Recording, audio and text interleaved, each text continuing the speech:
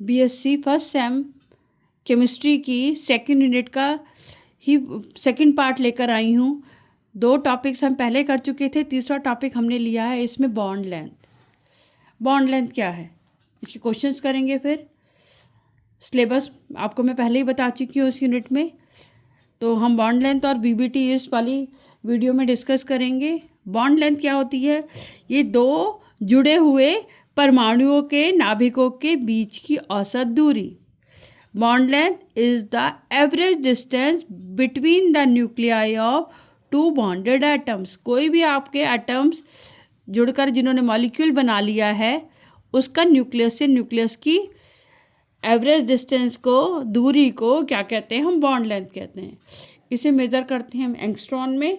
1 angstrom मतलब 10⁻⁻10 metre. Bond length हमारे कई सारे फैक्टर्स पर डिपेंड करती है, एटॉमिक साइज पर भी, बॉन्ड ऑर्डर पर भी, हाइब्रिडाइजेशन पर भी।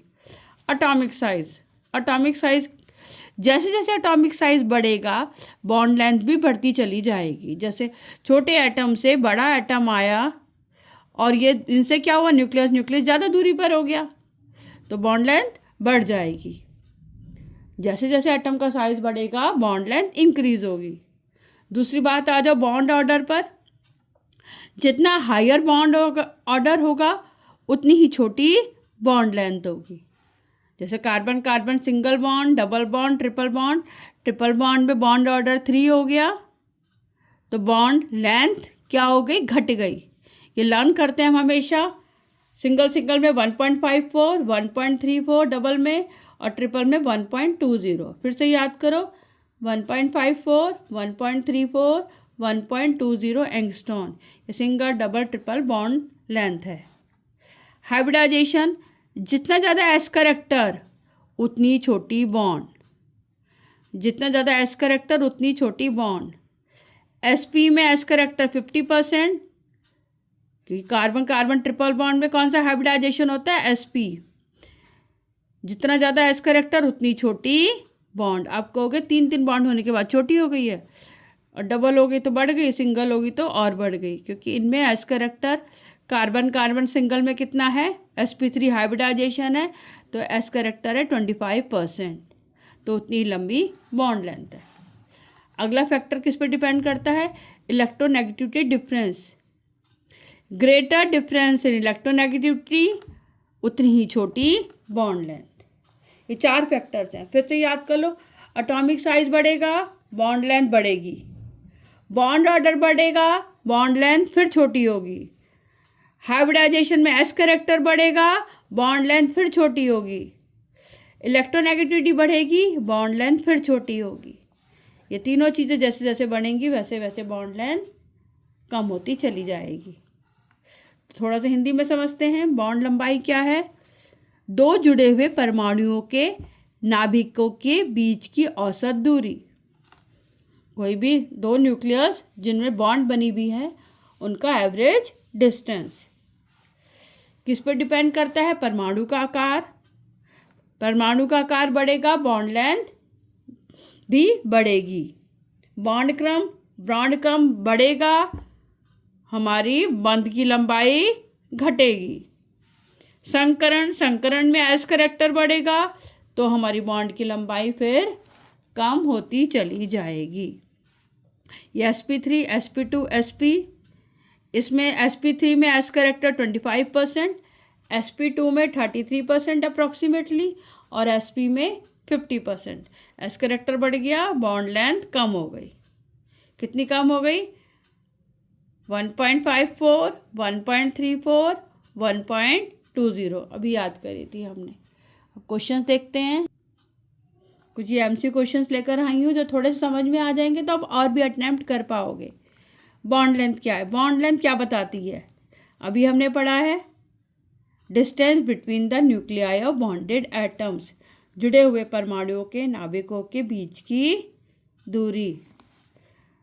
विच है शॉर्टेज बॉन्ड लेंथ, किसमें सबसे छोटी बॉन्ड की लंबाई होगी, carbon carbon single, double, triple या CH ट्रिपल बॉन्ड। तुरंत आप आंसर लगाइए।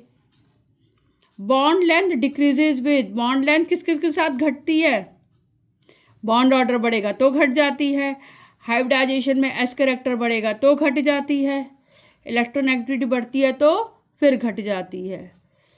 तो इसमें क्या आएगा, increase in bond order, bond length decreases. Carbon एक बॉन्ड से दो बॉन्ड ऑर्डर, दो बॉन्ड ऑर्डर से तीन बॉन्ड ऑर्डर बनेगा तो बॉन्ड लेंथ कम होती चली जाएगी।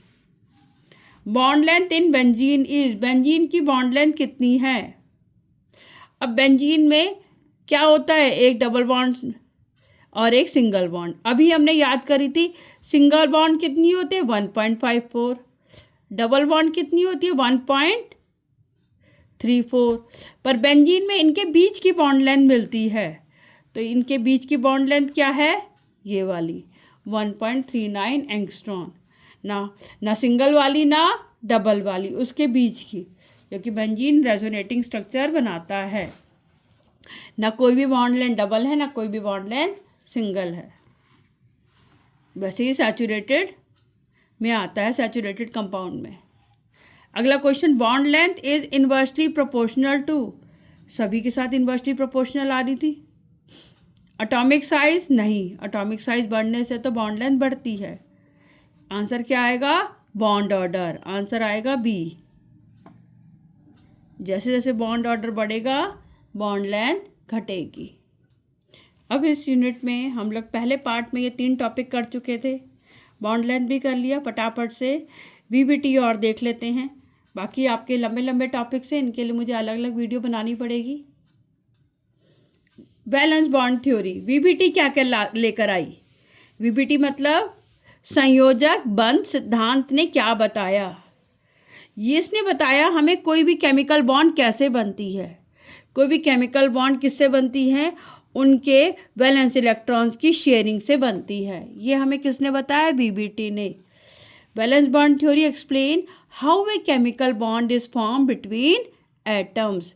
दो एटम के बीच में बॉन्ड कब बनेगी, जब भैया ऑर्बिटल से ऑर्बिटल ओवरलैप करेंगे। बॉन्ड कब बनेगी, एक कोवलेंट बॉन्ड कब बनेगी, यहाँ आयनिक की बात नहीं हो रही। कोवलेंट बॉन्ड कब बनेगी, जब कोई भी हाफ फिल्ड एटॉमिक ऑर्बिटल्स दो एटम्स के ओवरलैप करेंगे तो इनके बीच में कौन सी बन जाएगी, सिग्मा कोवलेंट बॉन्ड। जितना ज़्यादा ओवरलैपिंग होगी उतनी ही स्ट्रॉन्गर बॉन्ड होगी, और जितनी स्ट्रॉन्गर होगी उतनी ही छोटी बॉन्ड लेंथ होगी। फिर से समझो, कोवलेंट बॉन्ड कब बनती है, जब दो एटॉमिक ऑर्बिटल ओवरलैप करते हैं तो बीच में इनके अंदर एक संबंध बन जाता है, एक बंध बन जाता है।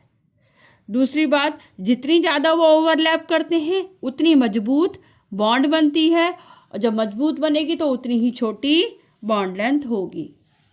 इसके बाद फटाफट से समझते हैं सिग्मा बॉन्ड क्या होती है, पाई बॉन्ड क्या होती है। सिग्मा बॉन्ड कब बनती है, जब कोई भी ऑर्बिटल एस का हो, पी का हो, डी का हो, उसकी एंड से एंड ओवरलैपिंग हो एक दूसरे में। एंड टू एंड ओवरलैपिंग हो तो कौन सी बॉन्ड बनती है, सिग्मा बॉन्ड।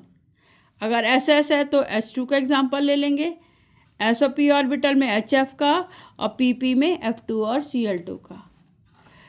जब हमारे एटॉमिक ऑर्बिटल की साइडवेज ओवरलैपिंग हो, ठीक है, यानी कि एक दूसरे के साथ साथ बंद हो रही हो, पहली बॉन्ड कहलाती है सिग्मा, दूसरी बॉन्ड कहलाती है पाई। तो जो क्या बनती है, साइडवेज ओवरलैपिंग से हमेशा पाई बॉन्ड बनती है। Example O2 N2। थोड़ा सा हिंदी में भी समझ लो। संयोजक बंध क्या होता है, ये बंध बताता है किसी भी परमाणुओं के बीच का रासायनिक बंध कैसे बनता है। बंध का निर्माण और कक्षक अध्यापन, अधिव्यापन। जब दो परमाणुओं के अधमरे कक्षक आपस में अधिव्यापन करते हैं तब इलेक्ट्रॉन विपरीत स्पिन के साथ युग्म बनाते हैं, या युग्म मतलब एक बंध बना देते हैं।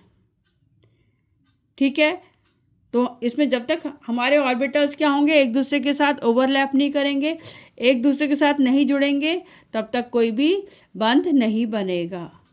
तो यही सब संयोजक बंध सिद्धांत ने बताया था।